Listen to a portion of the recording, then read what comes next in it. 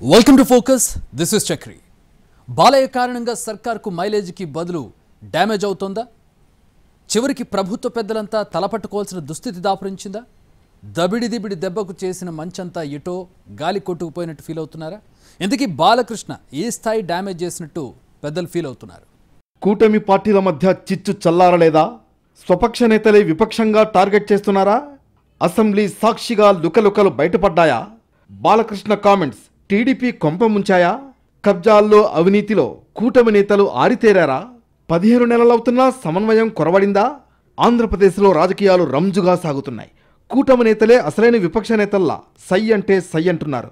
ఒకరేమో deputy CM Pawan కళ్యాణ్ను target చేస్తారు, మరొకరేమో హోంమంత్రి అనితపై సెటైర్లు వేస్తారు. అటు కాషాయ నేతలు కూడా తామేమీ తక్కువ కాదన్నట్లు ప్రభుత్వాన్ని ఇరుకున పెడతారు. కూటమిలోని 3 పార్టీలు 3 రకాలుగా వ్యవహరిస్తున్నాయి. నీదారి నీదే, నాదారి నాదే అన్నట్లు అంటిముట్టనట్లు ఉంటున్నారు. టీడీపీ, జనసేన, బీజేపీ నేతలు అవకాశం దొరికితే చాలు ప్రత్యర్థుల్లా స్వపక్ష నేతలపైనే విమర్శలు ఎక్కుపెడుతున్నారు. తాము ప్రభుత్వంలో భాగస్వాములన్న సోయి లేకుండా ప్రవర్తిస్తున్నారు. కూటమి నేతలు ఇష్టం వచ్చినట్లు ఏదో ఒకటి కాంట్రవర్సీ రాజేస్తున్నారు. పైకి కలిసికట్టుగా కనిపిస్తున్నా లోపల కత్తులు దూసుకుంటున్నారు. అంతర్గతంగా ఎంత కొట్టుకున్నా ఓకే. అసెంబ్లీ సాక్షిగా కూటమి పార్టీల మధ్య విభేదాలు బయటపడ్డాయి. ఆ 3 పార్టీల నేతలు చేసిన కామెంట్లనే వైసీపీ అస్త్రాలుగా మలుచుకుంటోంది. జనంలోకి తీసుకువెళ్లి తమకు అడ్వాంటేజ్గా మార్చుకుంటోంది. ఆంధ్రప్రదేశ్ పాలిటిక్స్లో అయిపోయిన పెళ్లికి బాజాలు ఓ రేంజ్లో మోగుతున్నాయి. ఎప్పుడో ముగిసిపోయిన ఎపిసోడ్ని పలుగు పారాపట్టి తవ్వి తీసి మరీ తాజాగా కంపు రేపుకుంటున్నారు. సినిమా పరిశ్రమకు మర్యాదల వ్యవహారం మళ్లీ రగులుకుని చివరికి ప్రభుత్వాన్ని కూడా ఇరుకున పడేసిందన్న అభిప్రాయం వ్యక్తమవుతోంది. చిరంజీవి గట్టిగా అడగడంతో జగన్ టికెట్ రేట్లు పెంచుకునేలా అవకాశం ఇచ్చారన్న కామెంట్స్ను బాలకృష్ణ తప్పుపట్టారు. ఎవరూ ఎవరినీ గట్టిగా అడగలేదని అంటూ కామినేని మాటలను తప్పుపట్టారు. అయితే అందులో భాగంగా ఆయన వాడిన పదజాలం కొత్త వివాదానికి దారితీసింది. అప్పుడు అందరూ ఇండస్ట్రీ కలవడానికి వెళ్ళినప్పుడు సైకో గారిని చిరంజీవి గారు గట్టిగా అడిగితే అప్పుడు ఈయన వచ్చాడంది అబద్ధం. గట్టిగా ఎవడు అడగలేదు అక్కడ. అది మీరు అన్నారు ఇందాక,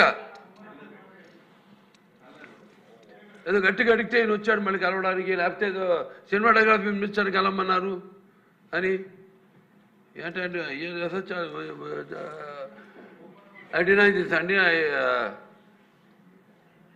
అవి మిగతాన్ని ఓకే, అవమానించడం ఆయన ఓకే. ఏదో ఆయన పెద్ద గట్టిగా చెప్తే ఆయన దిగి వచ్చాడంట కలవడానికి, లేకపోతే సినిమాటోగ్రఫీ మినిస్టర్ కలవమన్నాడంట. అసెంబ్లీలో బాలకృష్ణ చేసిన వ్యాఖ్యలు తీవ్ర దుమారం రేపడంతో పాటు ఒక్కసారిగా చర్చ మొత్తం పాజిటివ్ నుంచి నెగిటివ్కు డైవర్ట్ అయిపోయింది. అవకాశం కోసం ఎదురు చూస్తున్న ప్రతిపక్షం అందిపుచ్చుకునేసరికి అసలు విషయం ఎటో పోయింది. జగన్ సీఎంగా ఉన్నప్పుడు జరిగిన సమావేశం ప్రస్తావన తీసుకొచ్చి సహనటుడు చిరంజీవి టార్గెట్గా చేసిన కామెంట్స్ కాకరేపాయి. ప్రధానంగా కామినేని శ్రీనివాసరావు వర్సెస్ బాలకృష్ణ ఎపిసోడ్ సర్కార్కు భారీ డ్యామేజ్ జరగడంతో పాటు కూటమికి బీటలు పడతాయా అన్న చర్చ జరుగుతోంది. మాజీ సీఎంను పట్టుకుని సభలో ఏకంగా సైకో లాంటి పదాలు వాడడంతో వైసీపీ ఫైర్ అయింది. ఈ వివాదంలోకి చిరంజీవి ఎంట్రీ ఇచ్చి ఆనాడు ఏం జరిగిందనే దానిపై ఒక లేఖ రిలీజ్ చేశారు. ఆ తర్వాత ఆర్ నారాయణమూర్తి లాంటి సీనియర్ యాక్టర్ దానికి బలం చేకూరేలా మాట్లాడడంతో కూటమి నేతలు ఇరకాటంలో పడ్డారు. జగన్మోహన్ రెడ్డి గారి గవర్నమెంటు మా సినిమా కళాకారులు కానీ చిరంజీవి గారిని కానీ ఎవరిని కూడా అవమానించలేదు, చాలా గౌరవించారు. సత్యం.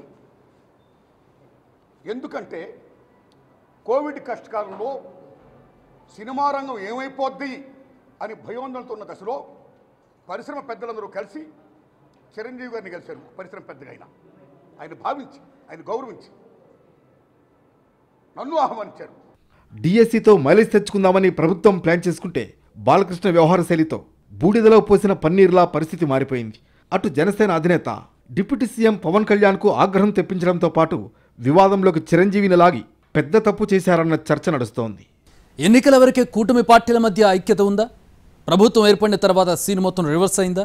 వచ్చే ఎన్నికల నాటికి కలిసే ఉంటాయా? టీడీపీ, జనసేన నేతలు ఒకరినొకరు ఎందుకు టార్గెట్ చేసుకుంటున్నారు? కావాలనే కయ్యానికి కాలు దూవుతున్నారా? బాలకృష్ణ ఒక్కడే కూటమిలో చిచ్చు రేపారనుకుంటే సీనియర్ ఎమ్మెల్యేలు అదే దారిలో పయనించారు. ఏం మాట్లాడినా ప్రభుత్వం ఇరుకున పడుతుందన్న విషయాన్ని మరిచిపోయి ప్రవర్తించారు. అసెంబ్లీలో మైక్ దొరకగానే ప్రభుత్వాన్ని టార్గెట్ చేశారు. బొండా ఉమా పవన్ కళ్యాణ్ను లక్ష్యంగా చేసుకుంటే గోరంట్ల బుచ్చయ్య చౌదరి మంత్రి నాదెండ్లపై సెటైర్లు వేశారు. దీంతో అసలు కూటమి పార్టీల మధ్య ఏం జరుగుతోందన్న చర్చ మొదలైంది. 3 పార్టీలు కలిసి ఉన్నాయా లేదంటే ప్రత్యర్థులుగా మారిపోయాయా అన్న ప్రశ్నలు వస్తున్నాయి. కూటమిలో పొలిటికల్ మంటలు రేగుతున్నాయి. అసెంబ్లీ వేదికగా డిప్యూటీ సీఎం పవన్ కళ్యాణ్పై టీడీపీ ఎమ్మెల్యే బొండా ఉమామహేశ్వరరావు విమర్శలు తీవ్ర దుమారం రేపుతున్నాయి. కాలుష్యంపై గుంటూరు పశ్చిమ టీడీపీ ఎమ్మెల్యే గల్లా మాధవి అడిగిన ప్రశ్నకు డిప్యూటీ సీఎం పవన్ కళ్యాణ్ సమాధానమిచ్చారు. ఈ అంశంపై బొండా ఉమా అనుబంధ ప్రశ్న వేశారు. ఈ సందర్భంగా పొల్యూషన్ కంట్రోల్ బోర్డు చైర్మన్ కృష్ణయ్యపై వ్యక్తిగత ఆరోపణలు చేశారు. దీంతో పాటు పవన్ కళ్యాణ్ పేరును ప్రస్తావించారు. ఏదైనా రిప్రజెంటేషన్ ఇవ్వడానికి చైర్మన్ వద్దకు వెళితే డిప్యూటీ సీఎం పేరు చెబుతున్నారని, డిప్యూటీ సీఎం చేయొద్దన్నారని, ఆయన ఆఫీసు నుంచి మాకు చెప్పాలని అంటున్నారని బొండా ఉమా వ్యాఖ్యానించారు. పీసీబీ పనిచేస్తున్నట్లుగా ఎక్కడా కనిపించడం లేదని విమర్శలు చేశారు. తనలాంటి ఎమ్మెల్యేలు గెలిస్తేనే పీసీబీ చైర్మన్గా ఆయన సీట్లో కూర్చున్నారని, ఆయన పెద్ద పెద్ద వాళ్లకు ఏ విధంగా ప్రభావితమవుతున్నారో తెలియదన్నారు. ఫ్యాక్టరీల నుంచి వస్తున్న కాలుష్యాన్ని నియంత్రించడంలో పీసీబీ పూర్తిగా విఫలమవుతోందన్నారు. ఇలాంటి వాళ్లను ఆ శాఖ మంత్రి డిప్యూటీ సీఎం పవన్ కళ్యాణ్ సరిదిద్దాలని సూచించారు.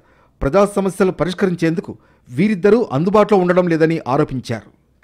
చాలా నిర్లక్ష్యంగా పొల్యూషన్ కంట్రోల్ బోర్డు అసలు ఉందా లేదా, అసలు ఆ బోర్డు కానీ దాంట్లో ఉన్న టాస్క్ ఫోర్స్ కానీ దాంట్లో ఉన్న మెంబర్ సెక్రటరీ కానీ ఎక్కడా కూడా పని చేస్తున్నట్టు ఎక్కడా కనపడతలేదు అధ్యక్ష. ఏదన్నా పని మీద వెళ్తే డిప్యూటీ సీఎం గారి పేరు చెప్తున్నారు అధ్యక్ష. ఆయన చేయొద్దన్నారు, ఆయన ఆఫీస్ నుంచి చెప్పాలి, ఆయన మాట్లాడాలి, ఆయన వెళ్తే కలవట్లేదు అని డైరెక్ట్గా చైర్మన్ గారు చెప్తారు అధ్యక్ష. ఎమ్మెల్యే బొండా ఉమా వ్యాఖ్యలపై ఉప ముఖ్యమంత్రి పవన్ కళ్యాణ్ స్పందించారు. బొండా ఉమా వ్యాఖ్యలు బెదిరింపు ధోరణిలో ఉన్నాయన్న ఆయన వ్యక్తిగత ఉద్దేశాలతో ఆయన మాట్లాడినట్లు అనిపిస్తోందన్నారు. ఒక ఎమ్మెల్యే ఈ విధంగా వ్యాఖ్యలు ఎందుకు చేయాల్సి వచ్చిందని అధికారులను ఆరా తీశారు. అయితే క్రిబ్స్ బయోకెమికల్స్ పై ఎమ్మెల్యే బొండా ఫిర్యాదు చేశారని అధికారులు తెలిపారన్నారు. ఈ అంశంపై సమగ్ర నివేదిక ఇస్తే సీఎం చంద్రబాబు దృష్టికి తీసుకువెళ్తారని అధికారులను ఆదేశించినట్లు పవన్ తెలిపారు. వారిది నేను ఒక ఆయన సరిదిద్దుకోవాలో లేదంటే నాకు తెలియదు, కానీ ఒక మాట అయితే చెప్పదలుచుకున్నాను. ఇది అందుబాటులో ఉండరు, ఇవన్నీ తప్పు. రాగానే మనకి చైర్మన్ గారికి కూడా చెప్పాను, first pollution control board open చేయమని. అదొక వాస్తవం ఏంటంటే పొల్యూషన్ కంట్రోల్ బోర్డు సామాన్య మనిషికి సంబంధం లేదు, ఓన్లీ ఇండస్ట్రియల్ కనెక్టెడ్ అనుకుంటాను. ఇది ఫస్ట్ టైం కృష్ణయ్య గారు వచ్చాక వారికి తెలియజేసిన హీ హ్యాస్ ఓపెన్డ్ ఇట్. ఎవరైనా సరే ఎనీ ఆఫీస్కి వెళ్ళిపోయి మీరు పొల్యూషన్ కంట్రోల్ బోర్డు ఆఫీస్కి వెళ్తే మీకు అది ఓపెన్గా ఉంటుంది. దానికి నేను బాధ్యత తీసుకున్న తర్వాత మొట్టమొదటి చేసిన అధ్యక్షుడు. కాబట్టి దీని మీద అవగాహన కల్పించాలి, అసలు వెళ్తే కొంత సమాధానం. ఎందుకంటే first of all there is extensive employment shortage ఉంది, దానికి అదొక మేజర్ సమస్య. సోషల్ మీడియాలో జన సైనికులు ఎమ్మెల్యే బొండా ఉమా తీరుపై ఫైర్ అవుతున్నారు. పరిశ్రమ వల్ల కాలుష్యం జరుగుతుందని ముందు ఎమ్మెల్యే ఫిర్యాదు చేశారని, ఆ తర్వాత పీసీబీ చర్యలకు ఉపక్రమిస్తే మళ్లీ ఆయనే అడ్డుపడుతున్నారని ఆరోపణలు చేస్తున్నారు. బొండా ఉమా వ్యాఖ్యలతో కూటమిలో కుంపటి మొదలైందని వైసీపీ మద్దతుదారులు ట్వీట్లు పెడుతున్నారు. పవన్ పనితీరుపై కామెంట్స్ చేసిన బొండా ఉమా 24 గంటల్లోనే మాట మార్చేశారు. నిష్పక్షపాత విధానాల వల్ల జనంలో విశ్వాసం పెరుగుతోందంటూ ట్వీట్ చేసిన ఆయన నిబద్ధతతో కూడిన నేత అని, ఆయన ఆదేశాలిస్తే ఎలాంటి పనైనా వెంటనే అయిపోతుందని చెప్పుకొచ్చారు. ఇంతలో ఏం జరిగింది, ఎందుకు వెనక్కి తగ్గారన్నది హాట్ టాపిక్గా మారింది. మరోవైపు అసెంబ్లీలో ఫోర్టిఫైడ్ రైస్పై చర్చ సందర్భంగా బుచ్చయ్య చౌదరి, నాదెండ్ల మనోహర్ మధ్య డైలాగ్ వార్ నడిచింది. స్థానికంగా ఉన్న సంస్థలకు కాంట్రాక్ట్ ఇవ్వాలని, పక్క రాష్ట్రాలకు ఇవ్వొద్దని ఎమ్మెల్యే గోరంట్ల బుచ్చయ్య చౌదరి పౌర సరఫరాల మంత్రి నాదెండ్ల మనోహర్ను కోరారు. ఫోర్టిఫైడ్ రైస్ ఉత్పత్తి చేసే సంస్థలు ఏపీలో చాలా ఉన్నాయని తెలిపారు. ఈ వ్యాఖ్యలకు మంత్రి నాదెండ్ల మనోహర్ కౌంటర్ ఇచ్చారు. రాష్ట్ర ప్రభుత్వాల నిర్ణయం ప్రకారమే కాంట్రాక్ట్ ఇవ్వడం జరుగుతుందన్నారు. ఈ సమాధానంతో గోరంట్ల బుచ్చయ్య చౌదరి సంతృప్తి చెందలేదు. అధికారులు రాసిచ్చింది చదవడం కాదంటూ చురకలంటించారు గోరంట్ల. నేను ఎవరి సామర్థ్యాన్ని తగ్గించడం లేదు, అదేవిధంగా వాళ్ళని ప్రోత్సహించాల్సిన బాధ్యత మనందరిపైన ఉంది అధ్యక్ష. కానీ ఇది సంయుక్తంగా కేంద్ర ప్రభుత్వం, రాష్ట్ర ప్రభుత్వం సంయుక్తంగా నిర్వహించే కార్యక్రమం కాబట్టి డెఫినెట్గా మేము కొన్ని గైడ్ లైన్స్, ప్రొసీజర్స్ ఫాలో అవ్వాల్సిందే. రాష్ట్రంలో ఉన్న ఎంఎస్ఎంఈల్ని ఖచ్చితంగా ప్రోత్సహిస్తాం. కానీ ప్రైస్ డిఫరెన్స్ వచ్చినప్పుడు మాత్రం వాళ్ళకి ప్రిఫరెన్స్ అనేది మనం ఇవ్వగలిగే పాలసీ మన దగ్గర లేదు అధ్యక్ష. న్యాయం జరగాల అక్కర్లేదా, రాష్ట్ర ప్రజలకు మేలు జరగాల అక్కర్లేదా, ఇంకా అధికార గణంలో మార్పు రాలే. గత ప్రభుత్వం నాడగా నడుస్తూ ఉన్నారు. పొరుగుంటి పొర్లకూర రుచి అని చెప్పాను. కనీసం ఈ రాష్ట్రం కోసం, రాష్ట్ర ప్రజల కోసం, రాష్ట్ర ఇండస్ట్రీ కోసం, ఉపాధి కోసం పనిచేద్దామని ఆలోచన ఉంటే మనసుంటే మార్గం ఉంటుంది సార్. చంద్రబాబు గారు చెప్పినట్టుగా మనసుంటే మార్గం ఉంటుంది. అసలు మనసే లేకపోతే మనం ఏం చేస్తాం? దయచేసి ఆలోచన చేయండి సార్. రాష్ట్రంలో రోడ్లకు సంబంధించి కూడా ఇలాంటి చర్చే జరిగింది. రోడ్లపై గుంతలు ఉన్నాయని తక్షణం చర్యలు తీసుకోవాలన్నారు జనసేన ఎమ్మెల్యే బొలిశెట్టి శ్రీనివాస్. రోడ్లు వేయకపోతే ప్రజల్లో ఆగ్రహం, అసంతృప్తి ఎక్కువయ్యే ప్రమాదం ఉందన్నారు.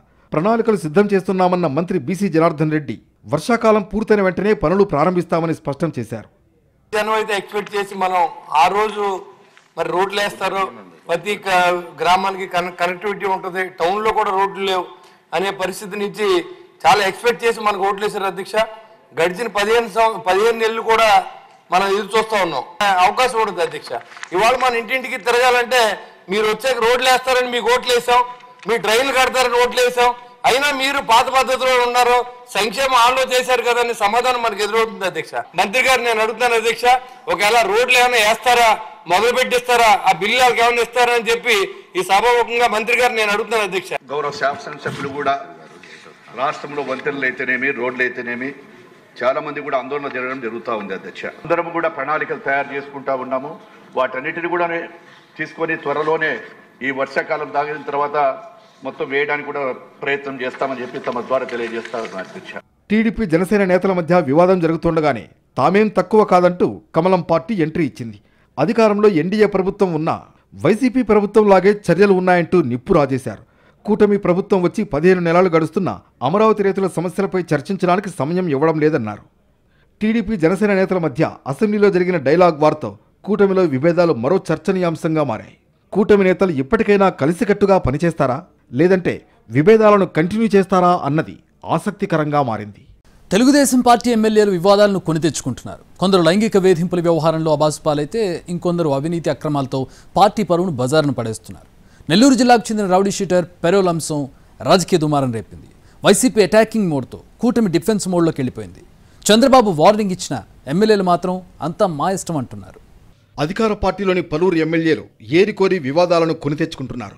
ముఖ్యమంత్రి చంద్రబాబు నాయుడు పదే హెచ్చరిస్తున్న ఎమ్మెల్యేలు మాత్రం అంతా మా ఇష్టం అన్నట్లు ప్రవర్తిస్తున్నారు.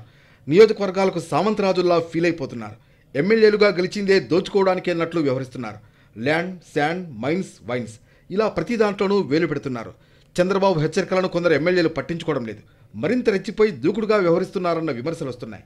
దోచుకుందాం, దాచుకుందాం, మళ్లీ గెలుస్తామో లేదో అన్నట్లుగా కూటమి ఎమ్మెల్యేలు తయారయ్యారు. 55 మంది ఎమ్మెల్యేల వ్యవహార శైలిపై సీఎం చంద్రబాబు వార్నింగ్ ఇచ్చారు. పనితీరు మార్చుకోకపోతే కఠిన చర్యలు ఉంటాయని పదే చెప్పడం కుదరదని, ఇక యాక్షన్ ఉంటుందన్న సీఎం మాటలను బేఖాతరు చేస్తున్నారు. మేమింతే అనే ధోరణిలో పద్ధతి మార్చుకోకుండా అదే స్టైల్లో ఉన్నారు. ల్యాండ్, శాండ్, మైన్స్, వైన్స్ ఇలా ఒకటి కాదు, రకరకాల మాఫియాల్లో కొంతమంది ఎమ్మెల్యేలు కూరుకుపోయారు. కొన్ని జిల్లాల్లో అయితే మరీ దారుణంగా వ్యవహరిస్తున్నారు. కృష్ణా, గుంటూరు, నెల్లూరు, ప్రకాశం, అనంతపురం జిల్లాల్లో ఇష్టం వచ్చినట్లు వ్యవహరిస్తున్నారు. ఇదే పరిస్థితి కొనసాగితే భవిష్యత్ పరిణామాలు ఎలా ఉంటాయో అనే చర్చ బలంగా జరుగుతోంది. తాజాగా కొంతమంది ఎమ్మెల్యేల వీడియో కాల్స్, అసభ్య పదజాలం, వేధింపుల వ్యవహారంతో టీడీపీకి చెడ్డ పేరు తీసుకొచ్చాయి. సత్యవేడి ఎమ్మెల్యే కోనేటి ఆదిమూలంపై లైంగిక వేధింపుల ఆరోపణలు రాజకీయ దుమారం రేపాయి. ఆదిమూలంపై బాధితురాలు వరలక్ష్మి ఇచ్చిన ఫిర్యాదు మేరకు పోలీసులు రేప్ కేసు నమోదు చేశారు. తనను హోటల్కు పిలిపించి రేప్ చేశారని సాక్ష్యాలు కూడా జత చేసి సీఎం చంద్రబాబుకి, మంత్రి లోకేష్కు ఫిర్యాదు చేశారు. ఈ వివాదం కంటిన్యూ అవుతుండగానే మహిళతో నజీర్ అసభ్య పదజాలం రచ్చరచ్చయింది. ఇక ఎమ్మెల్యే కూన రవికుమార్, మహిళా ప్రిన్సిపాల్ మధ్య వివాదం టీడీపీకి తలనొప్పులు తెచ్చిపెట్టింది. రౌడీ షీటర్ శ్రీకాంత్ పెరోల్ వ్యవహారం ఏపీ రాజకీయాలను ఓ కుదిపేసింది. అధికార ప్రతిపక్ష నేతల మధ్య పొలిటికల్ బాంబులు పేలాయి. వాదోపవాదాలు, విమర్శలు, ప్రతివిమర్శలతో హీటెక్కింది. అరుణ, శ్రీకాంత్ల వ్యవహారం అధికార పార్టీకి గొంతులో వెలక్కాయ పడ్డట్లయింది. ఎవరెన్ని వివరణలిస్తున్నా వేళ్లన్నీ హోంశాఖ వైపే చూపించాయి. రౌడీ షీటర్ పెరోల్ అంశం టీడీపీని ఆత్మరక్షణలో పడేసింది. శ్రీకాంత్ పెరోల్ వ్యవహారంలో ప్రతిపక్షాన్ని ఇరకాటంలో పెట్టాలనుకుంది ఆ పార్టీ. కానీ అది బూమరాంగ్ అయింది. అధికార పార్టీకి, ముఖ్యంగా హోంమంత్రి అనితకు తలనొప్పులు తెచ్చిపెట్టింది. తామిద్దరం ఇచ్చిన లేఖల తిరస్కరణకు గురైన శ్రీకాంత్కు పెరోల్ వచ్చిందని Nellore rural MLA Kotamreddy Sridhar Reddy, Gudur MLA Sunil స్పష్టం చేశారు. తమ లేఖలు రిజెక్ట్ అయినట్లు అధికారులు రాతపూర్వకంగా తమకు సమాచారం ఇచ్చిన విషయం బయటపెట్టారు. ఆ తర్వాత 14 రోజులకు శ్రీకాంత్కు పెరోల్ మంజూరైందని కోటంరెడ్డి శ్రీధర్ రెడ్డి చెప్పడం హోంశాఖ తప్పిదాలను బట్టబయలు చేసింది. జూనియర్ ఎన్టీఆర్పై ఎమ్మెల్యే దగ్గుపాటి ప్రసాద్ వ్యాఖ్యల వ్యవహారం దుమారం రేపింది. జూనియర్ ఎన్టీఆర్పై అనంతపురం అర్బన్ ఎమ్మెల్యే దగ్గుపాటి వెంకటేశ్వర ప్రసాద్ నోరు పారేసుకున్నారు. జూనియర్ ఎన్టీఆర్ సినిమాలు ఎలా చూస్తారంటూ ఆగ్రహం వ్యక్తం చేశారు. అసభ్యంగా మాట్లాడిన దగ్గుపాటి ప్రసాద్ నారా లోకేష్కి వ్యతిరేకంగా ఉన్న జూనియర్ ఎన్టీఆర్ సినిమాలు ఆడనివ్వనంటూ హెచ్చరించారు. వార్ 2 షోలను అనంతపురంలో నిలిపివేయాలంటూ వార్నింగ్ ఇచ్చారు. వార్ 2 విడుదలైన సందర్భంగా అభిమానుల స్పెషల్ షోకు ఎమ్మెల్యే దగ్గుపాటి ప్రసాద్ను జూనియర్ ఎన్టీఆర్ అభిమానుల సంఘం నేత ధనుంజయ నాయుడు ఆహ్వానించారు. దీంతో జూనియర్ ఎన్టీఆర్ పై దగ్గుపాటి ప్రసాద్ రెచ్చిపోయారు. సోషల్ మీడియాలో టీడీపీ ఎమ్మెల్యే బూతు పురాణం వైరల్గా మారింది. ఎమ్మెల్యే ఆడియో సంభాషణలు ఆలస్యంగా వెలుగు చూశాయి. దగ్గుపాటి ప్రసాద్ జూనియర్ ఎన్టీఆర్ను దారుణంగా దూషించడం కలకలం రేపింది. ఎమ్మెల్యేపై జూనియర్ ఎన్టీఆర్ అభిమానులు ఆగ్రహం వ్యక్తం చేయడంతో దగ్గుపాటి దిగొచ్చారు. జూనియర్ ఎన్టీఆర్ అభిమానులకు దగ్గుపాటి ప్రసాద్ క్షమాపణలు చెప్పారు. రాజకీయ కుట్రలో భాగంగానే ఈ ఆడియో బయటకు వచ్చిందన్న ఎమ్మెల్యే దగ్గుపాటి సొంత పార్టీ నేతలే తన ఇమేజ్ను డ్యామేజ్ చేస్తున్నారంటూ మండిపడ్డారు. అటు నెల్లూరు జిల్లా ఉదయగిరి ఎమ్మెల్యే కాకర్ల సురేష్ నియోజకవర్గంలో అంతా నా ఇష్టమన్నట్లు వ్యవహరిస్తున్నారన్న ఆరోపణలు వస్తున్నాయి. ల్యాండ్, శాండ్, మైన్స్ అన్నింట్లోనూ దోచుకోవడమే లక్ష్యంగా పనిచేస్తున్నారని విమర్శలున్నాయి. నియోజకవర్గంలో అపారంగా ఉన్న వైట్ క్వాడ్జ్, ఎర్రమట్టి, గ్రావెల్, కంకర తవ్వకాల్లో కాకర్ల భారీగా దోచుకుంటున్నారని సొంత పార్టీ నేతలే చెబుతున్నారు. చివరకు అగ్రిగోల్డ్ బాధితులకు చెందిన భూముల్లో సిరులు పండిస్తున్న జామాయిల్, ఎర్రచందనం చెట్లను అక్రమంగా నరికి సొమ్ము చేసుకుంటున్నట్లు ఆరోపణలున్నాయి. అవినీతి అధికారులకు పోస్టింగ్లు ఇప్పించడంలో, వారిపై ఏసీబీ దాడులు చేస్తే కాపాడడంలోనూ టీడీపీ మంత్రులే ముందుంటున్నారు. గిరిజన సంక్షేమ శాఖ ఈఎన్సీ శ్రీనివాస్కు అచ్చెన్నాయుడు పోస్టింగ్ ఇప్పిస్తే ఈఎన్సీ సంధ్యారాణి ఏసీబీ కేసుల నుంచి కాపాడుతున్నారనే విమర్శలున్నాయి. ఇలా టీడీపీ ఎమ్మెల్యేల వరుస వివాదాలు అటు టీడీపీ పార్టీని, ఇటు ప్రభుత్వాన్ని ఉక్కిరిబిక్కిరి చేస్తున్నాయి. ఒకరు కాదు, ఇద్దరు కాదు, ప్రస్తుతం ఓ 20 మంది ఎమ్మెల్యేలు అత్యంత వివాదాస్పదంగా ఉన్నారు. సీఎం చంద్రబాబు పదే పదే చెబుతున్నా కూడా ఎలాంటి మార్పు ఉండడం లేదు. రోజురోజుకు ఎమ్మెల్యేల వివాదాలు పెరుగుతున్నాయే తప్ప ఫుల్ స్టాప్ మాత్రం పడటం లేదు. ఎమ్మెల్యేలకు ఇప్పటికే చాలా సందర్భాల్లో చెప్పి చూశారు. వరుసగా సమావేశాలు కూడా నిర్వహిస్తున్నారు. ఎవరైతే వివాదంలో ఇరుక్కుంటున్నారో వారిని పిలిచి క్లాస్ తీసుకుంటున్నారు. అయినా తమదారి తమదే అంటున్నారు.